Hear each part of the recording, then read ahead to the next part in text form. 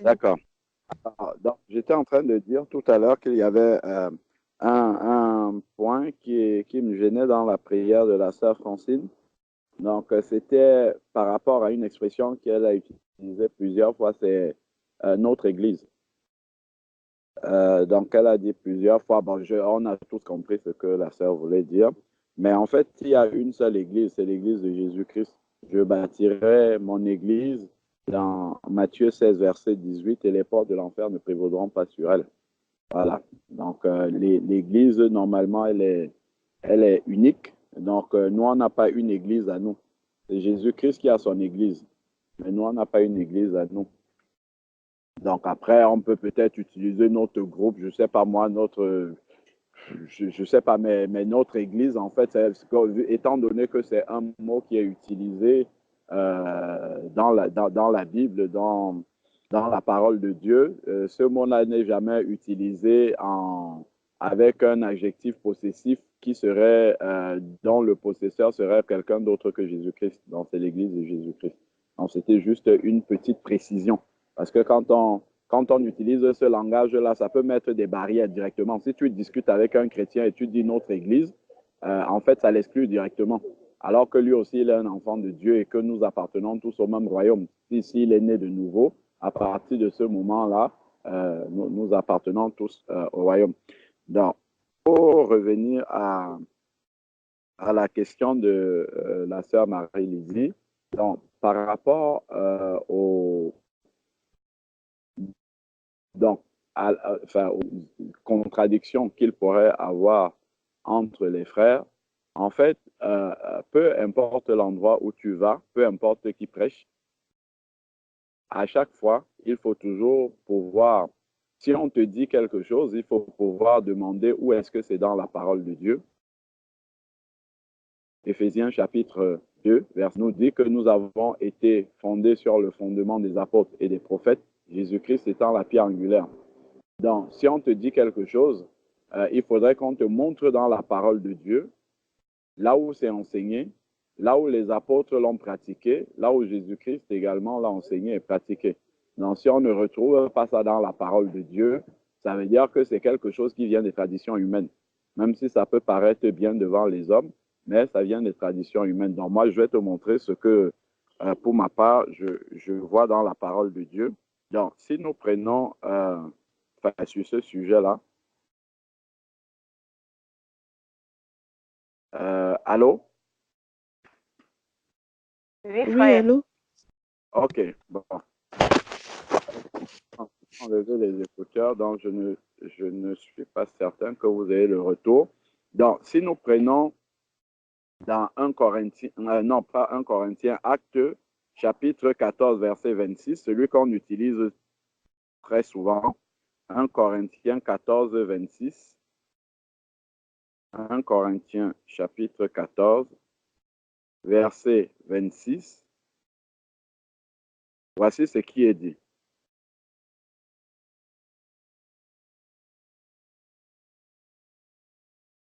1 Corinthiens 14, 26. 1 Corinthiens 14, verset 26.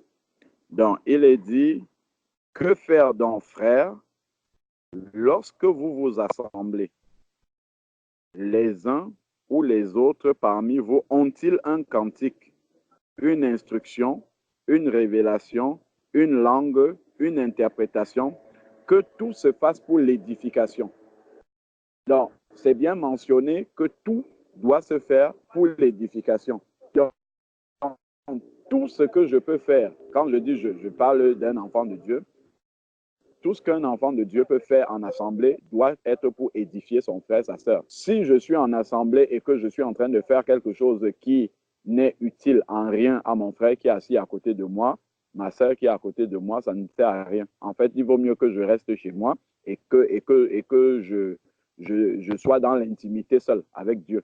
Mais si on s'assemble ensemble, si on se met ensemble, pour que tout ce que je vais faire, que ça soit une prière, que ça soit une louange, que ça soit une prédication, que ça soit un don de prophétie, un don, quel que soit ce que je vais faire, la réunion, ça doit être pour aider mon frère, pour édifier mon frère, ma soeur.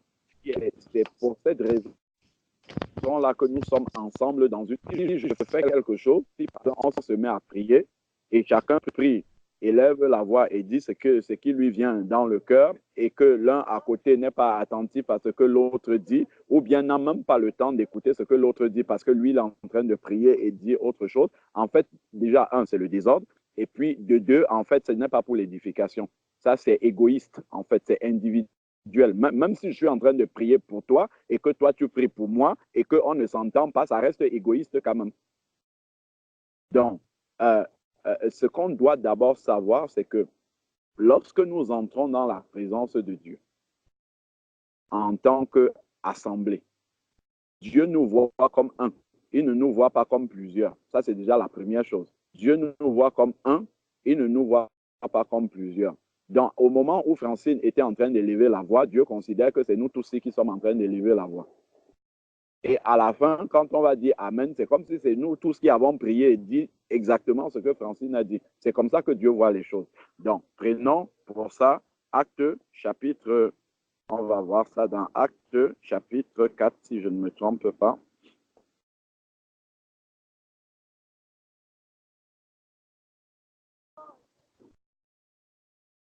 Alors, Acte chapitre 4.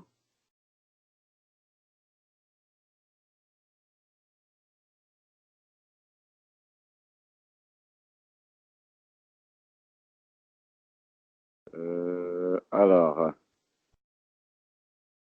Acte chapitre. Donc, effectivement, c'est quand les disciples avaient été en prison. Ensuite, ils ont été relâchés et puis ils sont venus raconter aux leurs ce qui s'est passé. Et en ce moment-là, ils vont élever la voix vers le Seigneur pour lui demander de leur donner d'annoncer la parole de Dieu avec assurance. Donc, c'est ce passage-là. Si quelqu'un trouve le verset où la prière commence, il pourra le dire comme ça, on va gagner du temps. Le 31. Le 31. D'accord, ok. Alors, dans le 31, c'est la conclusion, donc c'est un petit peu au-dessus. Voilà, donc on peut voir à partir du verset 23. Acte 4 à partir du verset 23. Donc, après avoir été relâchés, ils allaient vers les leurs. Donc, les apôtres ou les disciples qui avaient été arrêtés, après avoir été relâchés, ils sont allés vers les autres enfants de Dieu et racontèrent tout ce que les principaux sacrificateurs et les anciens leur avaient dit. Lorsqu'ils eurent entendu, ils, c'est au pluriel, donc c'est l'assemblée qui est réunie là, ils élevèrent à Dieu la voix tous ensemble. Là, une rare mention dans l'Église de Jésus-Christ où on dit que tout le monde élève la voix ensemble et dire, Seigneur, toi qui as fait le ciel, la terre, la mer et tout ce qui s'y trouve, c'est toi qui as dit par le Saint-Esprit, par la bouche de notre Père, ton serviteur David, et ainsi de suite. Donc, on voit en fait qu'ils ont tous élevé la voix, mais ils disent la même chose. Ils ont tous élevé la voix, mais ils disent la même chose. C'est comme si tout le monde commence à parler en même temps, mais dit la même chose. Donc, on se comprend tous. Et en réalité, ça revient à ce que tout le monde se taise et une seule personne élève la voix et dit ce que nous voyons là. C'est comme ça que Dieu voit la même, c'est comme ça que Dieu voit les choses. Il voit les choses exactement comme si toute l'assemblée avait élevé la voix et disait ce que celui qui est en train de parler dit. C'est comme ça, en fait. Donc, on ne voit pas dans la parole de Dieu des personnes qui prient, chacun élève la voix et il dit ce qu'il a envie de dire. Donc, revenons, parce que là, ça ne serait plus pour l'édification. Revenons dans 1 Corinthiens chapitre 14. Donc, on avait commencé au verset 26. Si on va un peu plus loin, il est dit au verset 27, en est-il qui parle en langue que 2 ou 3 parlent chacun à son tour et que quelqu'un interprète. Donc, quelqu'un interprète pour l'édification du corps. Sinon, ça ne sert à rien qu'on parle en langue. Et encore, regardons ce qui est dit, chacun à son tour. Donc, que ce soit la prière en langue, que ce soit la prière avec notre intelligence, c'est chacun à son tour. C'est écrit noir sur blanc dans la parole de Dieu. C'est écrit chacun à son tour. Et ensuite, on doit interpréter pour que tout le monde comprenne. Mais si quelqu'un prie avec son intelligence, que ce soit en français, en anglais, selon le pays, enfin, la langue des personnes qui sont rassemblées, si une personne est en train de prier dans la langue que tout le monde comprend, là, il n'y a pas besoin d'interprétation. Donc, il faut juste enlever et que l'on interprète, mais ça sera toujours chacun à son tour. Il n'y aura pas besoin d'interpréter parce qu'on comprend déjà ce qui est dit. Mais ça sera toujours chacun à son tour. Donc, il n'y a pas une prière où tout le monde élève la voix et dit ce qu'il a envie de dire. Et voilà, et chacun à son tour. Donc, verset 28, s'il n'y a pas d'interprète, donc si on ne peut pas expliquer ce qui est en train d'être dit, donc là, ce qui est en train de se manifester dans les langues, ce n'est pas pour l'édification du corps. Donc, si on laisse ça, en fait, ça n'édifie personne. Donc, il faut arrêter ça tout de suite. Donc, s'il n'y a point d'interprète, qu'on se taise dans l'Église et qu'on parle à soi-même et à Dieu. Donc, la personne doit baisser le ton et ne doit pas se faire entendre par les autres parce que ce qu'il est en train de faire n'est pas pour l'édification de l'Église à ce moment-là. Verset 29 maintenant. Pour ce qui est des prophètes, que 2 ou 3 parlent et que les autres jugent. Donc, on voit toujours que tout est toujours pour l'édification. Donc, les prophéties ne vont pas arriver comme ça, l'un en train de parler, l'autre parle en même temps. Non, non, pas du tout. Même les prophéties, un parle, ensuite un autre, toujours chacun à son tour, et ensuite on s'arrête et on juge pour que ça puisse édifier l'ensemble des personnes qui assistent au culte. Donc, et si un autre, verset 30, et si un autre qui est assis a une révélation, regardons ce qui est écrit là. Si un autre qui est assis a une révélation, que le premier se taise. Donc, par exemple, là, on est en train de prier avec les moyens technologiques. Si je n'avais pas entendu que la sœur Marie-Lydie a commencé à parler, ou bien a commencé à prier, et moi, je commence à prier. Une fois que le son arrive dans mes oreilles, que la sœur est en train de prier, je m'arrête tout de suite. Tout de suite, je dois m'arrêter. C'est ce qui est écrit là. Celui qui est en train de parler, le premier se tait pour laisser la place à l'autre de continuer. Ou si la sœur Marie-Lydie a déjà fini sa prière, elle conclut et puis moi j'enchaîne. C'est comme ça. Et c'est ça le Dieu d'ordre dans l'Église. Donc, un, c'est pour l'ordre. Deux, c'est pour que tout le monde soit édifié. Donc, c'est vraiment important. Sinon, la réunion, la communion fraternelle perd même son sens. Parce que quand on parle de communion fraternelle, c'est le rassemblement pour l'édification des uns et des autres, dont les pratiques qui doivent être faites pendant ce moment-là doivent toujours être pour édifier l'autre. Donc, ensuite, maintenant, verset 31, car vous pouvez tous prophétiser successivement. Successivement, ça veut dire l'un après l'autre. C'est ça, successivement. Ce n'est pas en même temps. C'est successivement. Donc, l'un prophétise, l'un s'arrête, l'autre continue, ainsi de suite. Il en est de même pour la prière. La prière, ce n'est pas autre chose. Ça s'inscrit. En fait, il a dit au verset 26, l'un a-t-il une interprétation, l'un a-t-il une langue, l'un a-t-il un cantique, l'autre a-t-il ainsi de suite. Donc, il le dit et ensuite, maintenant, il prend tous les éléments qui étaient dans le verset 26 et il commence à les détailler comment est-ce que ça doit être mis en pratique. Il va prendre le don des langues, il en a parlé, il va prendre l'interprétation, il en a parlé, il va prendre la prophétie, ainsi de suite, et il va dire toujours, on voit qu'il y a une constance qui revient, c'est toujours pour l'édification et la notion d'ordre, d'attendre toujours que l'un ait fini, qu'on ne soit pas en train de faire deux choses en même temps. Parce que si Dieu parle, c'est pour édifier le peuple. S'il parle au travers de quelqu'un ou si quelqu'un élève la voix vers Dieu, c'est pour édifier l'ensemble de ceux qui sont là. Donc, on peut tous prophétiser, c'est écrit au verset 31, successivement afin que tous soient instruits et que tous soient exhortés. Donc, c'est ça le but de la communion fraternelle. On ne doit jamais perdre ce but-là. Ensuite, il dit, l'esprit des prophètes est soumis aux prophètes.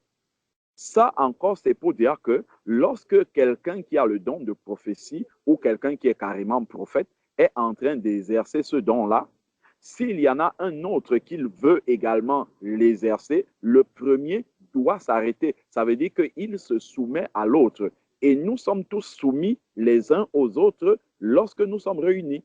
Lorsque nous sommes en communion fraternelle, nous sommes tous soumis les uns aux autres parce que nous nous soumettons tous au Saint-Esprit. C'est lui qui nous dirige. Donc, c'est vraiment important de pouvoir le réaliser. Et au verset 33, il dit, car Dieu n'est pas un Dieu de désordre, mais de paix, comme dans toutes les églises des saints. Donc, voilà vraiment quelques paroles d'exhortation. Et ensuite,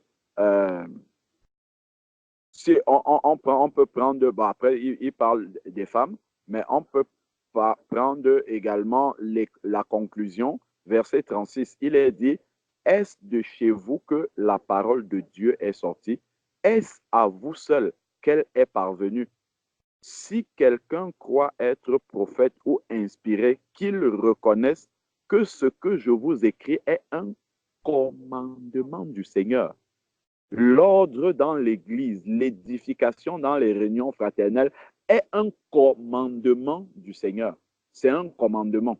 Bon, après maintenant, il peut arriver des cas exceptionnels où tout le monde élève la voix en ce moment-là, mais là, on n'est pas dans l'édification. Je prends un cas particulier. Par exemple, si un esprit démoniaque commence à se manifester dans l'Église, là, il y aura des parlers en langue sans interprétation. Là, tout le monde va prier en même temps. Là, les gens vont adorer en même temps parce qu'on est en train de chasser un esprit.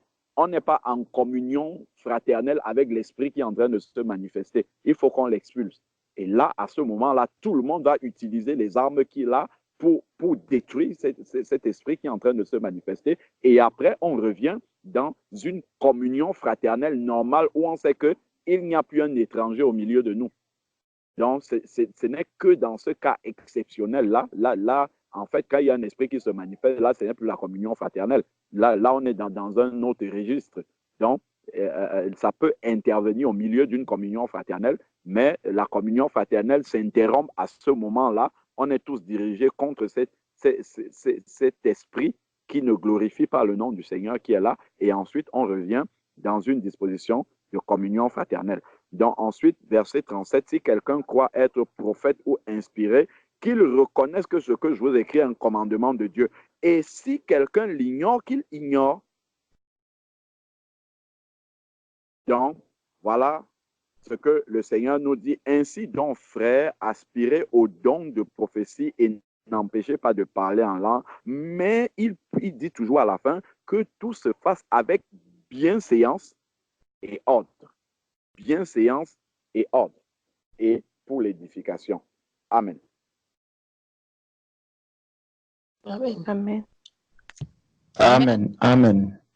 Je vais, juste pour appuyer, je ne vais pas parler longuement, juste pour appuyer ce que le frère est en train de dire. Nous voyons, Dieu n'a pas changé et la manière dont Dieu organise le fonctionnement de son Église n'a pas changé. Nous pouvons le voir depuis même l'ancienne alliance jusqu'à la nouvelle alliance. En aucun moment, Dieu n'a été un Dieu de désordre. Le Seigneur, lorsque déjà il appelle Moïse, si on regarde un peu dans Exode 24, regardons Exode 24 au verset 3. Bon, Moïse va rapporter au peuple toutes les paroles de l'Éternel et toutes les lois. Donc, Moïse est venu dire au peuple ce qu'il a reçu du Seigneur. Le peuple entier répondit d'une même voix. Donc, on voit ici on est dans l'ancienne alliance. Donc, lorsque le peuple tout entier va parler, le peuple doit dire la même chose. C'est pour ça qu'à la fin, par exemple, de la prière, toute l'assemblée dira Amen. Amen ne va pas changer d'un frère à un autre, ni d'une sœur à une autre. Là, toute l'assemblée est en train de dire Amen à la fin de la prière. C'est ce qui se passe ici dans Exode 24. Nous sommes dans l'Ancienne Alliance. Au verset 3, Moïse vint rapporter au peuple toutes les paroles de l'Éternel et toutes les lois.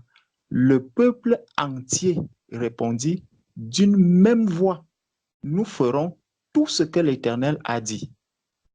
Donc, s'il y avait 100 personnes, les 100 personnes ont répété les mêmes mots. Nous ferons tout ce que l'Éternel a dit.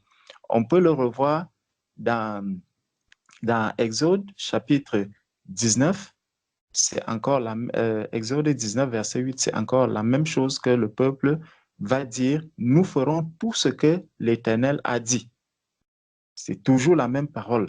Maintenant, on voit que Moïse, donc, s'est approché du Seigneur tout seul, mais c'est le peuple tout entier qui prend la résolution de faire ce que Moïse est venu leur apporter. C'est pour ça que dans la Nouvelle Alliance, lorsqu'il y a par exemple une prophétie, la prophétie, une seule personne va prophétiser pour l'édification, comme le frère nous expliquait tout à l'heure. Et dans cette édification, c'est nous tous qui sommes concernés par la prophétie qui est arrivée, et c'est chacun, c'est tous ceux qui sont rassemblés en ce lieu, qui sont appelés à examiner la prophétie qui a été donnée.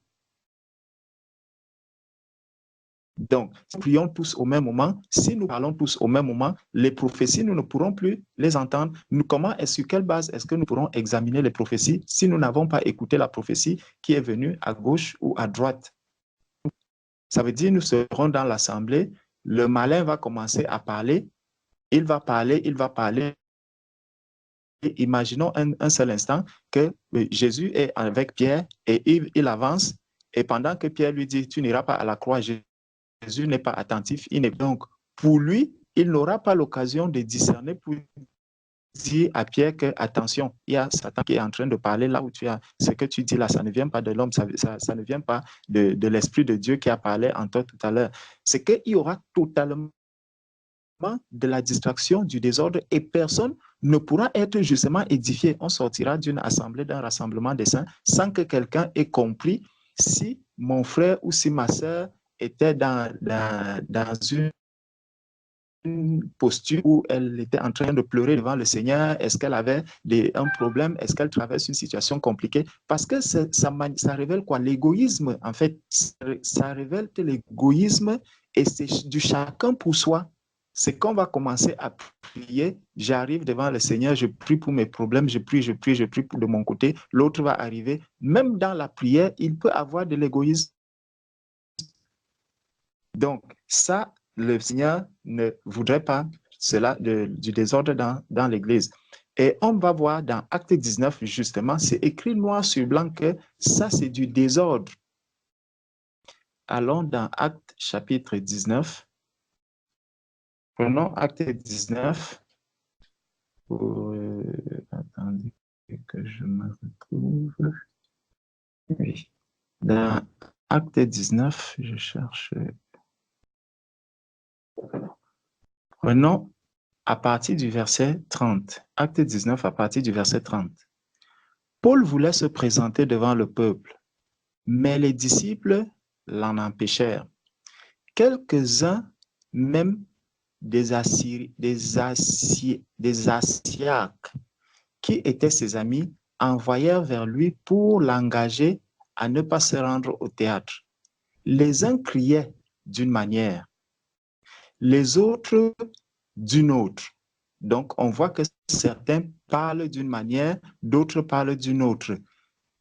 Et on nous dit, car le désordre régnait dans l'assemblée.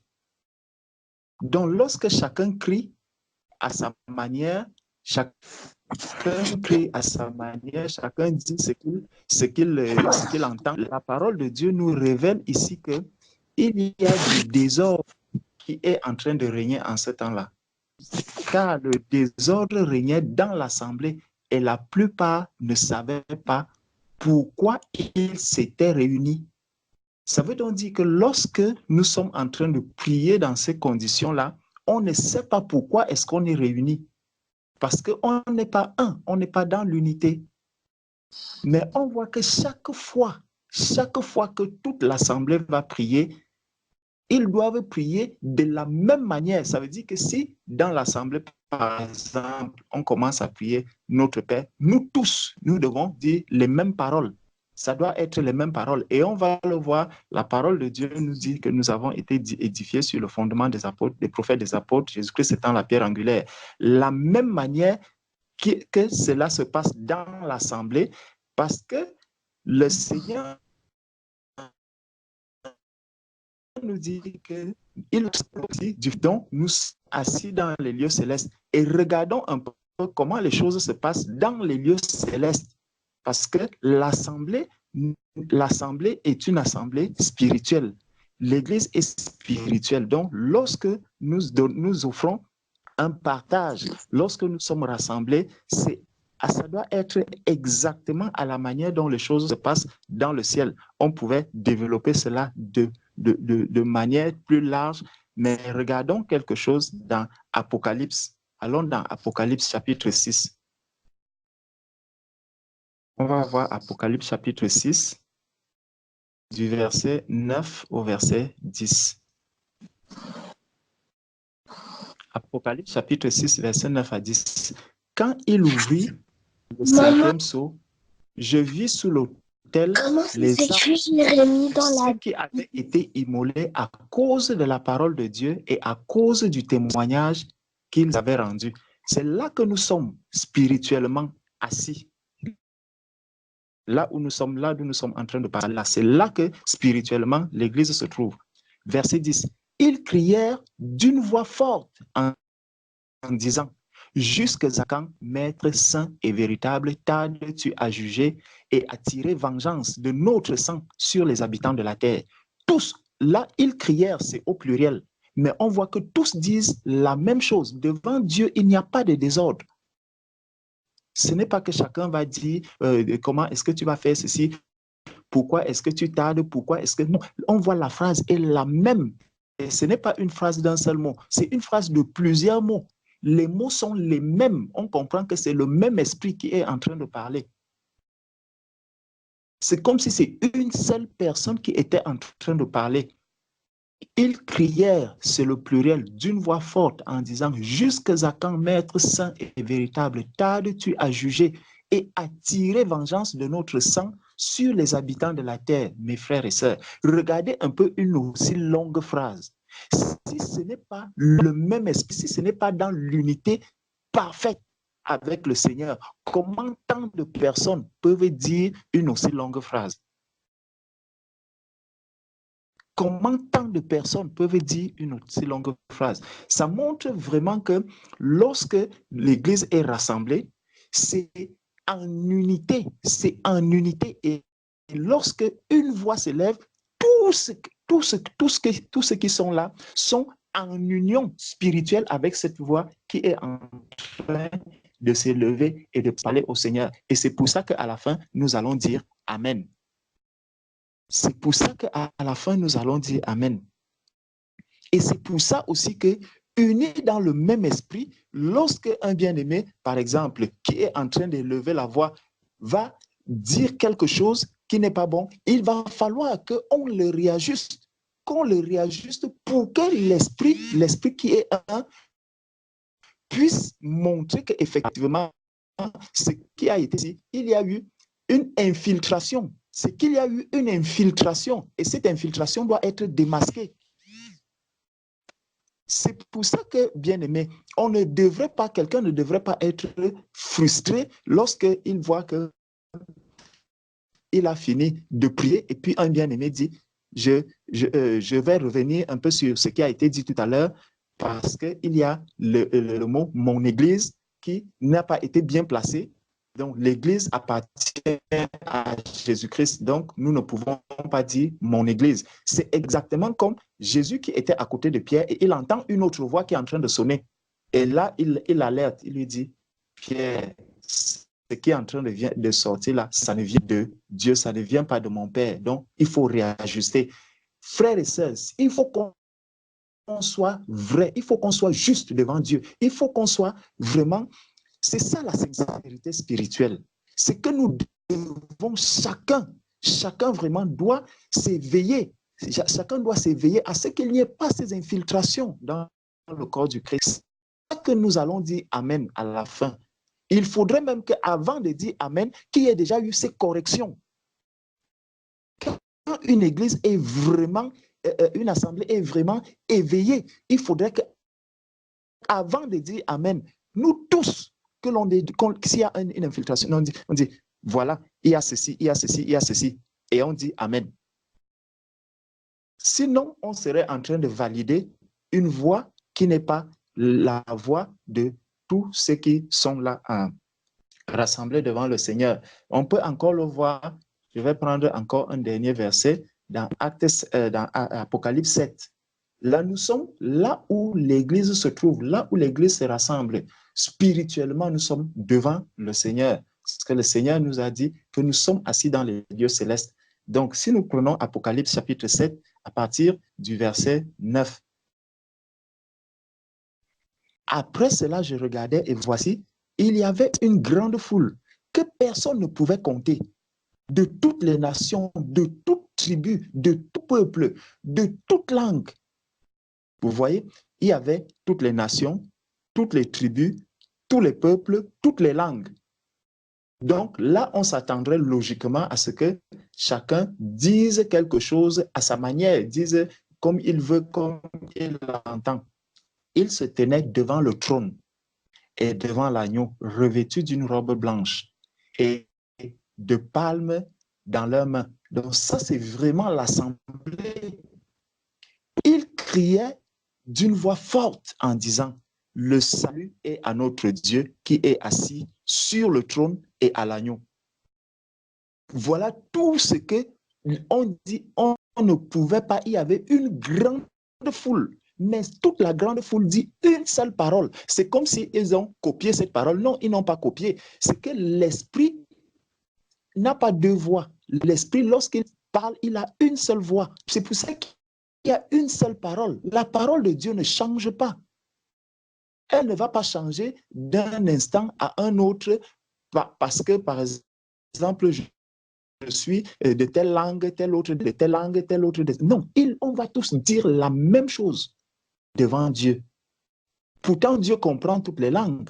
Pourtant, Dieu comprend si nous élevons même 10 000 fois, 10 000 manières de prier et tout. Dieu peut les entendre. Dieu peut les entendre parce que si Dieu voit tout ce que chacun de nous fait, Dieu peut aussi comprendre tout ce que chacun de nous est en train de dire. Mais c'est pour ça que ces foules, l'Esprit permet que toutes ces foules disent la même chose. Le salut est à notre Dieu qui est assis sur le trône et à l'agneau. Il y a plein de versets comme ça dans la Bible. Donc, lorsque quelqu'un nous dit qu'on peut se mettre à prier comme on veut parce que Dieu écoute tout le monde, Dieu entend tout le monde, non, on ne voit pas ça ici dans le royaume des cieux. Si on ne le voit pas dans le royaume des cieux, l'Église est spirituelle. Dans l'Église aussi, Dieu est un Dieu d'ordre. Il n'a pas changé. On a vu là dans l'Ancienne Alliance comment les choses... Et il y a plein de versets, même dans l'Ancienne Alliance, qui montrent que ce n'est pas du désordre. Et on voit un verset qui nous dit clairement que lorsque chacun parle à sa manière, c'est du désordre. C'est ce qu'on acte 19, verset 32. C'est écrit noir sur blanc. C'est comme quand on dit, je ne permets pas à la femme d'enseigner. Il ne faut pas aller chercher en araméen ou en hébreu ou en grec ou la traduction, c'est clair et net. Tout Français peut comprendre, même un enfant de 2 ans qui sait déjà lire. La femme, je ne permets pas à la femme d'enseigner. Est-ce que la femme doit enseigner? L'enfant va dire non. Lorsque chacun parle à sa manière, c'est du désordre. Tu le montres à un enfant, même de 3 ans, tu lui dis, est-ce que chacun doit parler à sa manière? Il te dira, donc, et appuyons-nous sur la parole de Dieu et en toute chose, cherchons, nous avons dit, nous avons la clé du succès. Donc, éclairons-nous sur la clé du succès. Que Dieu vous bénisse. Amen. Amen. Amen. Gloire à Dieu. Amen. Je peux rajouter encore des trucs? Et Amen. donc, oui, allô? Oui, on te suit, ma Oui. soeur. Donc, le frère, oui, le 1 Corinthiens 14 qu'on a lu, on en a parlé au frère qui a balayé ça de la main. Et il a dit, quand on prie, c'est pour Dieu. Donc, ça veut dire que tout le monde peut élever la voix. Et il est parti prendre le 1 Timothée 8 qui dit, je veux donc que les hommes prient en tout lieu en élevant les mains pures, sans colère ni mauvaise pensée, en disant que, en se basant sur ce verset pour dire que tout le monde peut parler au même moment. Donc, mais là, je vous remercie pour tous les versets que vous avez donnés parce que ça m'éclaire et ça me permet vraiment d'avancer. Et par contre, j'ai un deuxième, il y a un deuxième point qui a été soulevé. Donc, on parlait du port du voile et donc, le frère disait que oui, il faut porter le voile en toutes circonstances. Et je dis oui, mais il y a certains boulots qui ne permettent pas de porter le voile. Donc, est-ce que pendant que je travaille,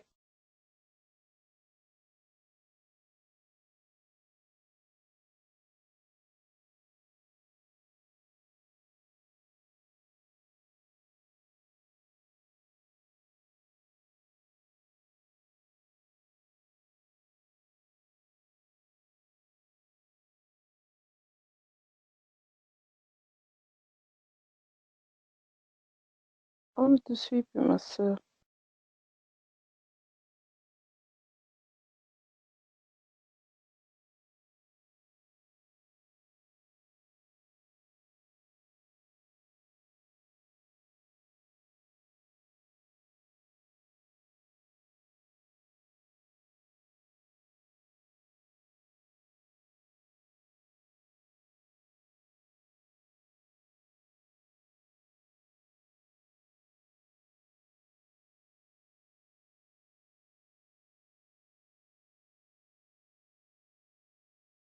allô?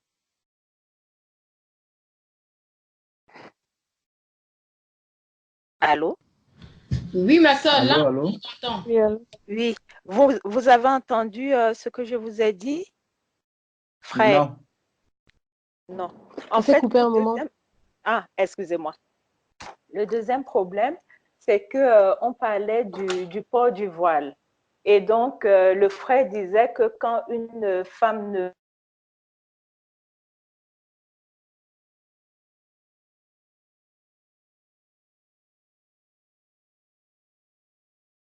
Ça, tu as vraiment un problème avec le voile. Parce que ça s'est encore coupé.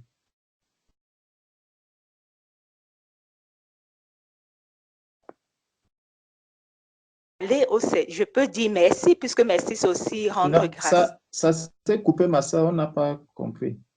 Aïe, Si tu peux bonjour. reprendre, s'il te plaît. D'accord. Donc, ma deuxième question, c'était par rapport au port du voile. Le frère disait que toute prière adressée au Seigneur sans le port du voile n'est pas agréée par le Seigneur.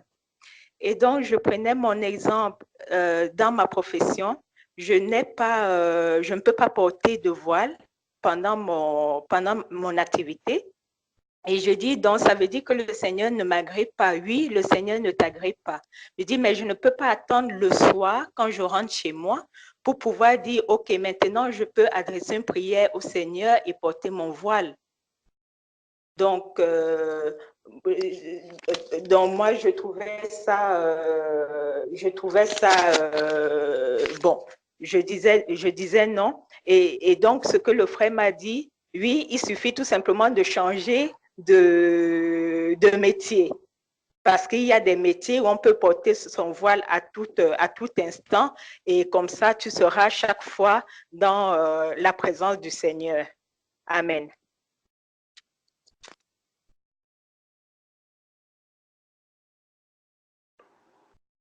Amen. Amen.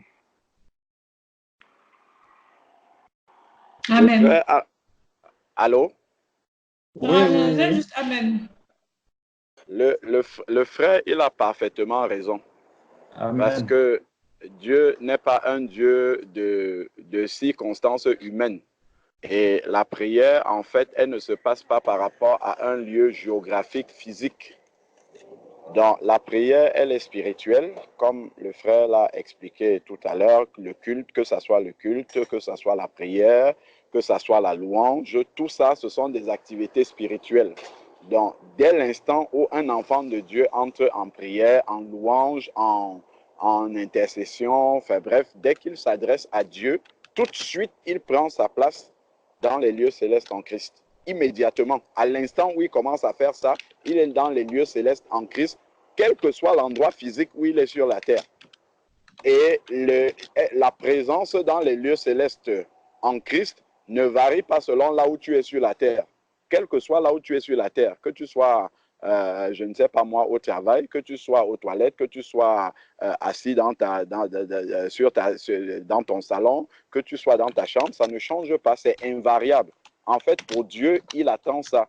Il vaut mieux se taire devant Dieu. Dieu ne nous impose pas de prier que de prier et n'étant pas dans les conditions que Dieu nous a demandées, parce que c'est un jugement qu'on attire sur nous. C'est très simple, en fait. Soit on peut payer le prix et trouver quelque chose qui se dissimule sur nos cheveux et qui permet d'avoir la tête couverte, parce que ça existe, hein, comment dire, des espèces de, je ne sais pas, c'est des couvre-chefs qui épousent quasiment la couleur des cheveux. Soit on peut se couvrir, soit on ne peut pas se couvrir, mais il ne faut pas aller tenter Dieu. Hein. Ça, le frère, il a parfaitement raison, parce que Dieu est un Dieu saint. Quand il dit, lorsque la femme prie ou prophétise, elle doit se couvrir la tête, c'est dit, quel que soit le lieu, ça ne dépend pas du lieu où ça se passe, ainsi de suite. C'est vraiment, si quelqu'un ne peut pas se couvrir, il vaut mieux se taire devant Dieu, parce qu'on n'est pas obligé de parler à Dieu.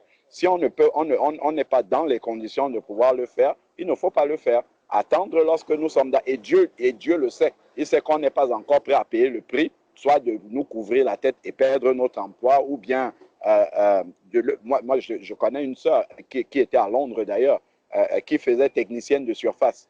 Elle faisait du nettoyage. Elle m'avait dit qu'elle, dans son travail, pendant qu'elle fait son nettoyage, elle a besoin de prier, ainsi de suite, et qu'elle demandait au Seigneur comment faire, parce que c'est interdit dans son travail de couvrir la tête.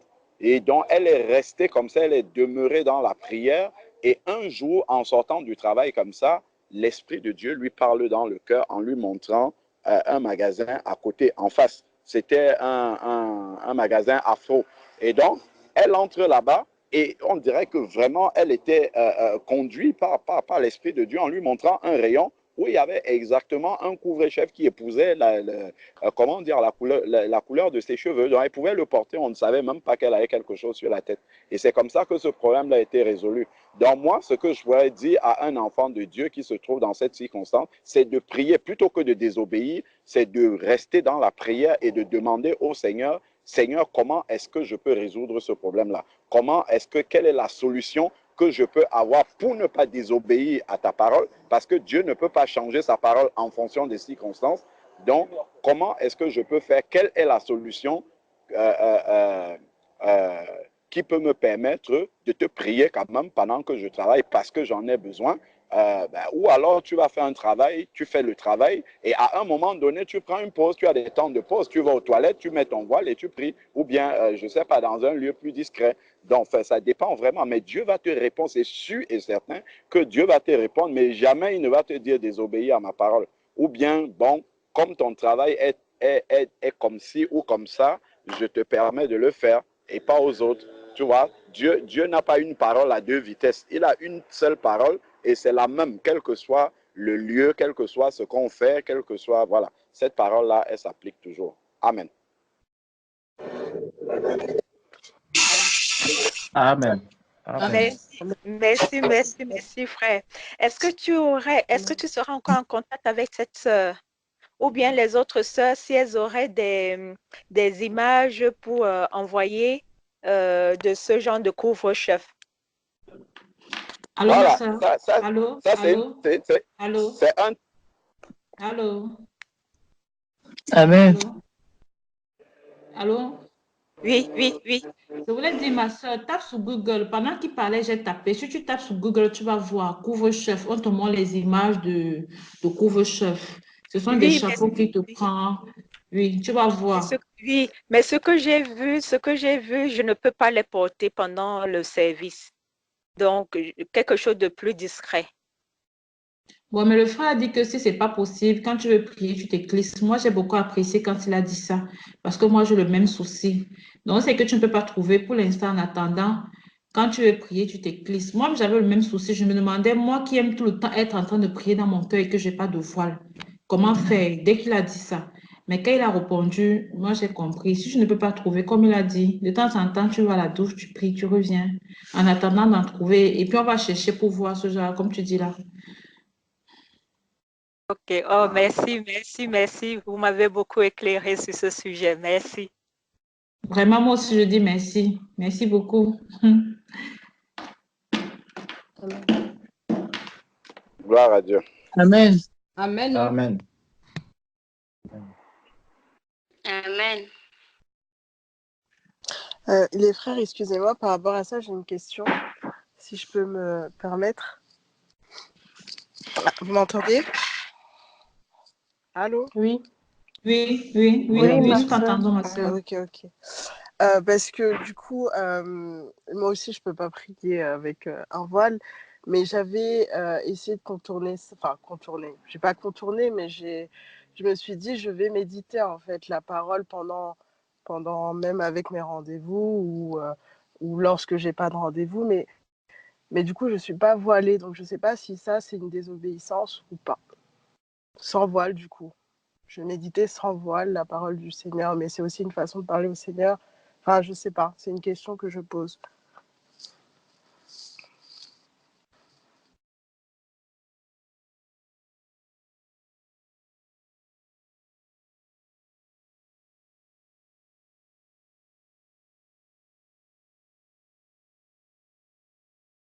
Allô?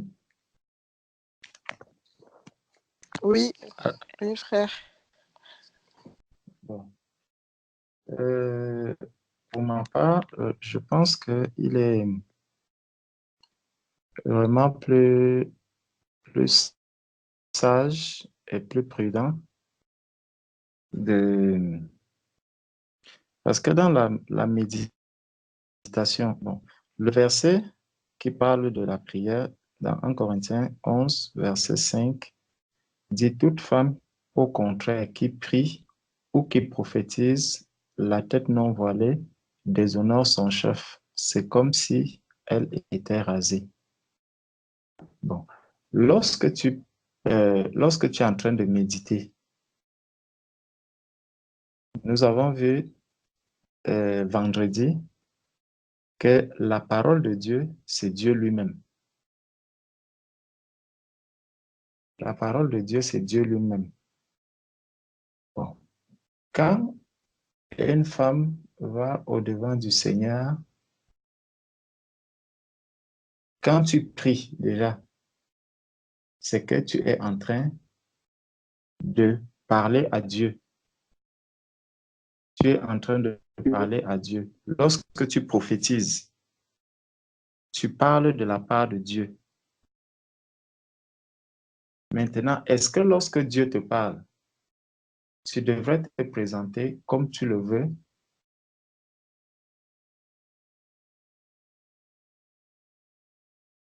C'est vrai que bon, euh, euh, pour une femme, par exemple, parce que Dieu peut te parler même par un songe. Dieu peut te parler par un songe. Si tu es couché et que tu es en train de dormir sans voile, ça peut arriver. Mais en tout cas, pour moi, c'est un peu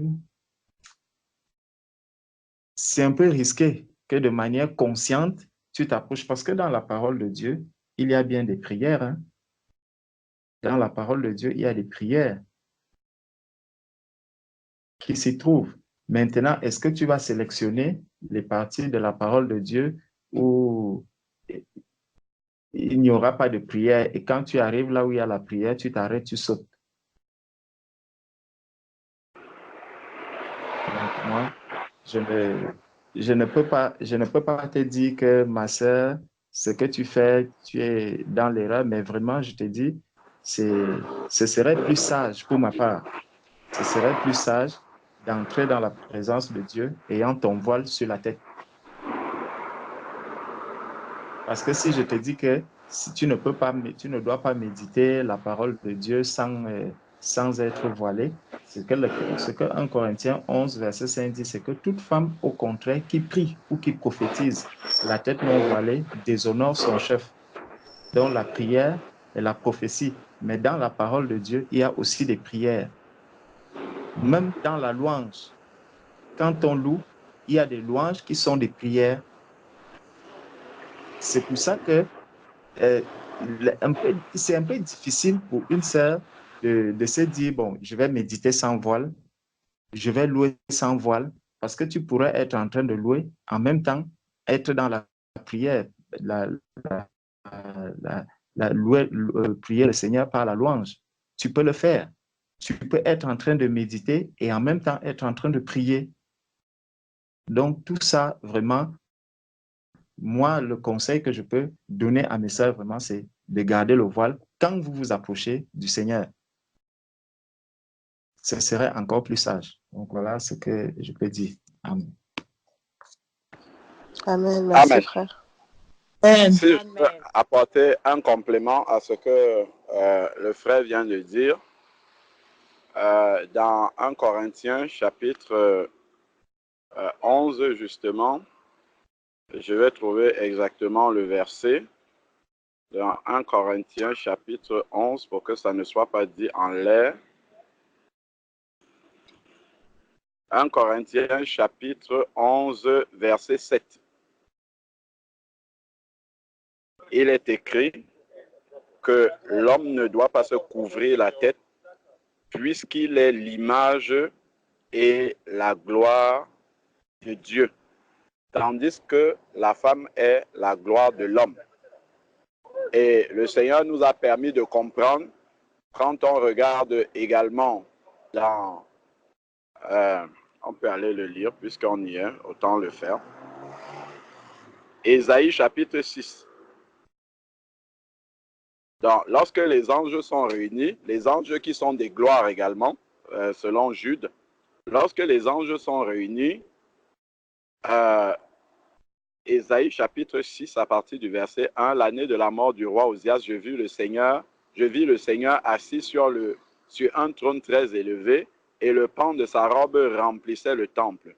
Les séraphins se tenaient au-dessus de lui, ils avaient chacun 6 ailes, 2 dont ils se couvraient la face, 2 dont ils se couvraient les pieds, dont ils couvrent entièrement leur corps, parce qu'ils sont une gloire, et 2 dont ils se servaient pour voler. Ils criaient l'un à l'autre et disaient, Saint, Saint, Saint est l'Éternel des armées, toute la terre est pleine de sa gloire. En passant, les voici, ils sont dans le ciel et ils louent le Seigneur et ils disent exactement la même chose pour revenir au sujet d'avant. Donc, poursuivons. Ici, il est dit, il criait d'une voix forte, Saint, Saint, Saint. Donc, ils commencent à parler dans la présence de Dieu une fois qu'ils sont couverts. Et là, ils sont des gloires aussi. Donc, et il est dit dans 1 Corinthiens chapitre 7 que la femme, à cause des anges, doit avoir sur la tête une marque de l'autorité dont elle dépend. Donc, les anges enseignent ici à la femme qu'en se tenant dans la présence de Dieu, il faut couvrir tout ce qui est gloire humaine, tout ce qui est gloire autre que celle de Dieu, parce que là, c'est la gloire angélique, mais la chevelure au verset 14, a été donné comme c'est une gloire pour la femme de porter des cheveux longs. Parce que le Seigneur le lui a donné comme embellissement.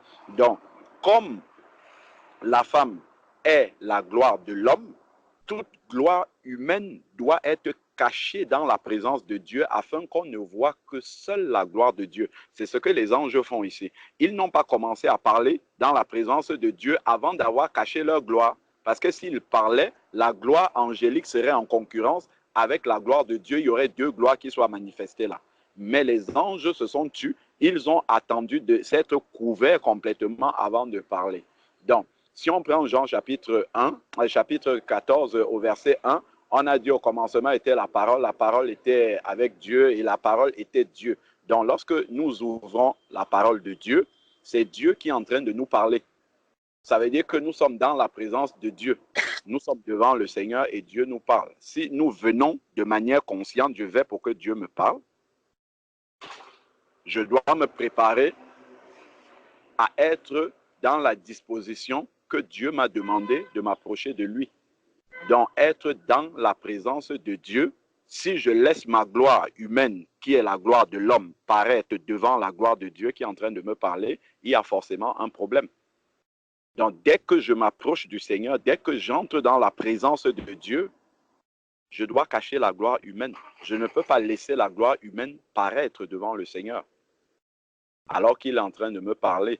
Donc, ça là, ce sont vraiment des points importants. Le problème, c'est que, en fait, avec les siècles, on a beaucoup relativisé la sainteté de la présence de Dieu. On l'a beaucoup relativisé. Et donc, ce qui fait qu'en fait, on ne réalise pas réellement c'est quoi la présence de Dieu. Mais c'est quand on retourne, par exemple, dans le livre d'Exode, au chapitre 19, quand Dieu devait donner les 10 commandements, quand on voit comment Dieu se présente au peuple, ça nous donne une petite image de ce que représente la présence de Dieu. Et lorsqu'on voit, par exemple, les 24 vieillards, les 4 êtres vivants dans le livre d'Apocalypse, ou ici les séraphins, la manière dont ils se prosternent, la manière dont ils se tiennent dans la présence de Dieu, on réalise qu'en fait, c'est un Dieu qui est saint, qui est très saint.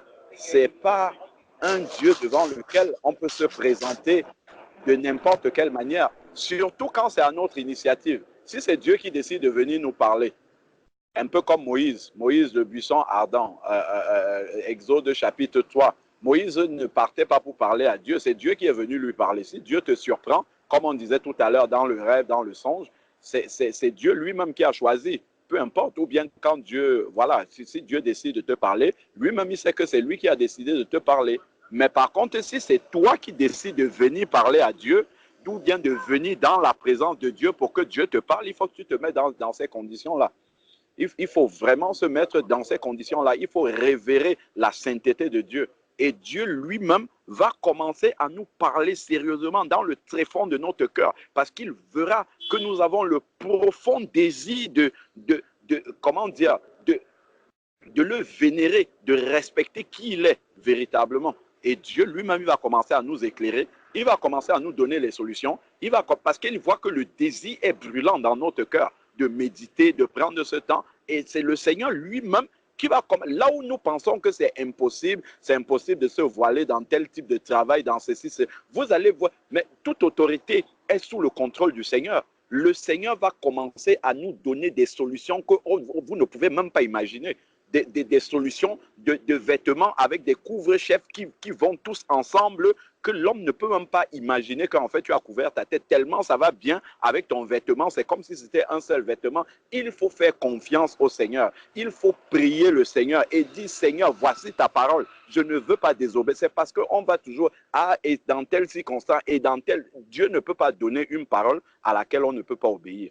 Et dans telle circonstance, et s'il y a ceci, et si, allons dans la présence de Dieu, prions. Seigneur, voici, je veux méditer au travail, je veux ceci, ainsi de suite. Soit Dieu va te dire: ne médite pas au travail, parce que tu n'es pas payé pour méditer là-bas. Tu es payé pour travailler, pas pour méditer. Si tu veux méditer, tu prends un temps de pause, tu médites et après tu reviens. Dieu peut te répondre aussi comme ça. Donc vraiment, allons dans la prière, demandons au Seigneur pour tous ceux qui ont des blocages par rapport à: je ne peux pas faire ceci parce que mon travail ne le permet pas. allons dans la prière, demandons au Seigneur. Je me rappelle une fois, le frère Lucio avait posé aussi ce problème-là. Le frère Lucio, il fait, comment dire, il travaille comme conducteur de grues. Vous voyez les grues, en fait, qu'il y a dans les chantiers, dont le frère, il est perché très, très haut là-bas et il doit obligatoirement travailler avec un casque. Et lui, il avait dit que non, voilà, le Seigneur me permet de prier avec mon casque sur la tête. Je me rappelle encore, c'était un partage le vendredi. Le frère Jean-Charles lui a dit non, non, non, non, va dans la présence de Dieu, prie, demande au Seigneur. Ben, le Seigneur, il ne va pas te permettre de couvrir ta tête parce que tu es assis à 6 kilomètres au-dessus au-dessus, comment on dit, du sol.